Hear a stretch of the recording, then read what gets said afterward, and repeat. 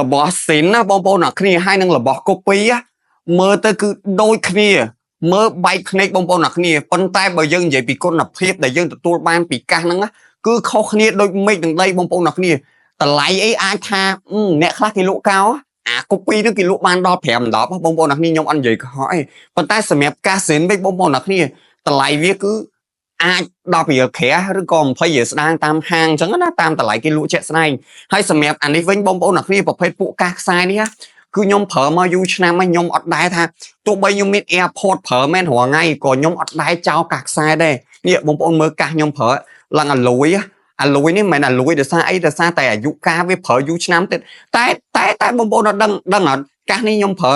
អាលុយអញ្ចឹងហើយនៅតែដោតលឺនៅតែលឺប្រុសធម្មតាអានេះគឺប្រភេទពួកកាស Lightning បងប្អូនអ្នកគ្នាប្រភេទពួក Lightning ហើយនឹង 3.5 គុណភាពនិងភាពធន់របស់វាគឺដូចគ្នាបងប្អូនអ្នកគ្នាហើយអានេះគឺសម្រាប់បងប្អូនដែលគាត់ប្រើ iPhone ចាប់ពី iPhone 5រហូតដល់14 Pro Max អារុនសាករបស់យើង Lightning នេះគឺអាចប្រើជាមួយអាហ្នឹងបានទាំងអស់ហើយកាសនេះបងប្អូនអ្នកគ្នាខ្ញុំធានាថា original 100% បងប្អូនអ្នកគ្នាចង់យក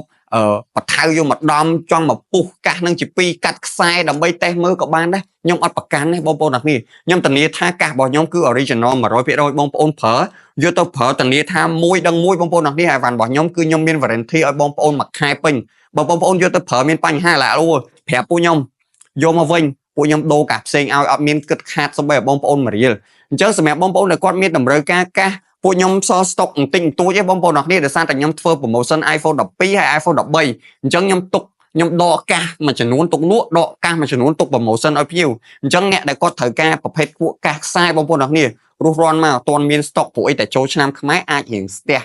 ចរន្តតិចហើយរឿងអីវ៉ាន់កាសហ្នឹងអូខេបងប្អូនមានតម្រូវការអាចឆាត homepage បានណាហើយបើសិនចង់តេស្តសលេងតេស្តតាមឆាតមិនកើតទេតតមកហាងបងប្អូនមកតេស្តសំលេងហាងនៅហាងក៏មានដែរពួកយើងមានដកកាសដើម្បីទុកឲ្យបងប្អូនតេស្តមើលថាតើគុណភាពនឹងមិនដែរបងប្អូនចង់ពុះកាសនឹងជាពីរយកបន្ថែមម្ដងក៏ពួកខ្ញុំអត់ខ្លាចដែរព្រោះអីវ៉ាន់ពួកខ្ញុំលក់តែអីវ៉ាន់ original ទេនឹងឲ្យបងប្អូនអរគ្នាមានព័ត៌មានអីចង់សាកសួរបន្ថែមអាចសួរក្នុង